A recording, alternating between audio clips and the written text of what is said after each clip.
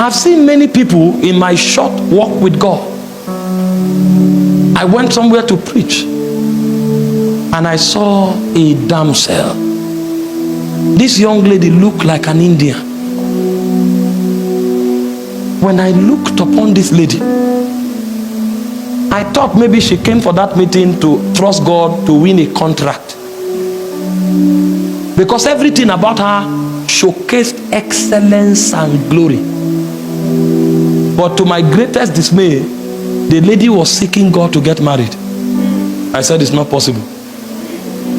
What do you mean? Unless every man in where you live is blind.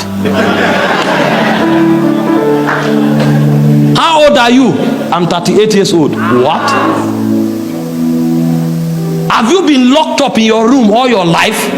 How come? She said nobody has asked her out in the last 7 years. That was the day I discovered that there's a mystery about light and darkness. There's a mystery, great mystery. It was from that day that I came up with the understanding that it's not beauty that gets people married, it's favor. But you see, there are many people who don't have enough light. They spend all their money on hair, on eyelashes, and on fingernails. But when you have light, you will know that there is an economy that Esther had. That even when nobody should see the king, she broke protocol. And when she entered, the king stood up and said, the search is over. It will take light. It will take light. Too many people don't have light. Somebody entered ministry. He wanted to start ministry in Abuja, and he gathered 100 million and entered the city. Said they've come to take over the city. He said, relax. How much is billboard? He paid for it. How much is tent? He paid for it. After 4 months, they became 3 in the tent. That was when he knew that what you need to start a ministry is not money, it's light.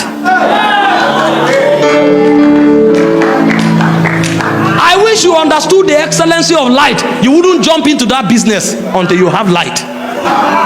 If you understood the excellency of light, you will not start that course. They told you medicine is lucrative. Meanwhile, if you had checked in light, your career is in music. You would not have wasted. We were not wise. We were not trained. If I knew, I would have been studying God from 10 years. If I knew this is where I would end, I was in the studio with lab coat. All the chemicals I studied, I have not used one. Because I didn't have light. Studied chemicals, studied water, H2O, water is H2O, studying about pinnacle, arrangement reaction in medicinal chemistry. I didn't need any of them. But there was no light. There's nothing wrong in schooling, but if I had light, I would have schooled in the direction of my call.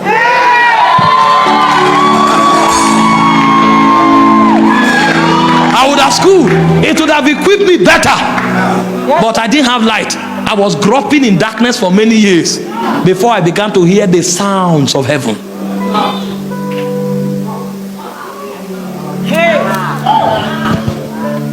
Why wouldn't I be studying political science if I'm a politician? If I knew that my place is in government, why would I not be studying about business, economics, business realities, if I know my place is in the economic world? Why would a businessman be studying theology? Because there's no light. And when you finish your masters, you will now need to go back for apprenticeship to learn your life and your calling. And so what light comes to do is that it gives you authority for rulership, and then it gives you power to crush the enemy. There are most of you here, the challenge that your family is going through, the challenge your ministry is going through, the challenge you are going through is darkness at work. If you had one flicker of light shine through that darkness, that challenge would have crumbled. And so the excellency of the presence, the glory of the presence, is the fact that the presence furnishes you with light. Light that is consistent with your destiny. It looked at Jeremiah. He said, before you were formed in your mother's womb, I knew you. I ordained you and I sanctified you to be a prophet. You are not a priest. Your great grandfather, your grandfather, and your father may be priests. You are a prophet. And your order of the prophetic is to uproot and to plant. And so when Jeremiah enters a city, he knows that he's an architect of civilization. If he sees something that is not consistent with the will of God, he can say, by this time next year, vanish from the face of the earth. Because he found his destiny. That kind of precision and accuracy, you can't pick it in the market. You can't pick it in the Bible school. You will only pick it in the presence. The greatest crisis of destiny is dislocation. Men that should go to Nineveh are on a boat going to another direction. And because they are not in the direction of their destiny, all their efforts count for nothing. Hear this. Your effort will be wasted until light comes to you. I've taught many times, if you are in the wrong direction, speed is not an advantage. Imagine if I'm supposed to go to Benue and I face Gombe. I'm driving on high speed. I have an accident. I stop, change the tire. Engine knock, I repair it, put in all the labor. After 2 days, I will now arrive Gombe. I'm farther from my destination. But if I had light and somebody tells me, take left, not right, all of that waste wouldn't have been necessary. The excellency of the presence is that the light of God is furnished. And that light gives you authority to prosecute destiny. And that light gives you authority to destroy the enemies of your destiny. You are not a victim. You are just in darkness. And the moment light comes to you, you will discover how helpless the devil is. The devil is not as strong as he parades himself to be.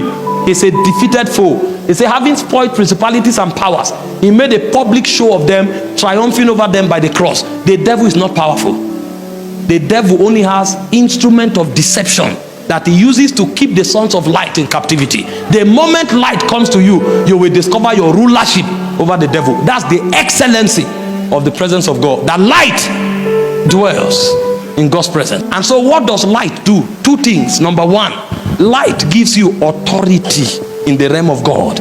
Because if you see things the way God sees them, then you can do them the way God does them. Jesus said that everything I do is what I see my Father do that I do.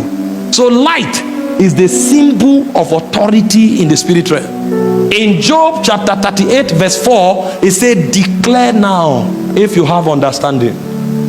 What gives you the right to change things? What gives you the right to speak? What gives you the right to change things is the measure of light that is in you. If you have no light, you have no authority in the realm of God. What gives men power and authority in the realm of God is the light with which they are walking. In John chapter 1 verse 4 to 5, it said the light shines in the darkness. And it said the darkness comprehended it not. Every time light comes to you, you become an authority. And so the way God strengthens his servants is that he allows his light to shine upon them. You know the moon has no light. The light of the moon is received from the sun, but the moon is the ruler of darkness. And so the reason the moon is the ruler of darkness is because it's drawing light from the sun. That's how we also live and exercise authority on the face of the earth. Because every time we interact with the light of God, we begin to exercise authority. And Job said in Job 29 verse 3, he said, by light I walk through darkness. If there's anything in your life challenging your Christian experience, is because there's no light in that area. And so the cure to that problem is to visit the presence again. Because the moment light comes, authority is bequeathed. The second thing light does is that it crushes the enemy. The devil will remain a tyrant in your life until light comes. The moment light comes without talking, the devil will run. See what you are struggling with. There are some men that if they show up, they won't need to talk. That thing will vanish forever and ever because they came. Not because they are speaking, but because the light they carry is a witness in the realm of the spirit. In 2 Thessalonians chapter 2 verse 8, it says, and then shall the wicked be revealed, whom the Lord shall consume with the spirit of his mouth, and he shall destroy with the brightness of his coming. Light destroys darkness. If there is a darkness in your life, what the presence of God will do for you is that it will give you light to destroy that darkness. It can be sin, it can be poverty, it can be failure, it can be near success syndrome. It doesn't matter. Darkness has no authority in the dwelling of light. The authority of darkness ends in darkness, but the boundary of light's authority begins from darkness. The moment light shows up, darkness bows. It's a non-negotiable reality. It is eternally so. He said the light shines in the darkness. The darkness knows that it doesn't have the power to comprehend light. And so when you begin to do business in God's presence, the first thing God will do is that he will give you light. He will give you light. That light will give you authority, and that light will empower you to destroy darkness.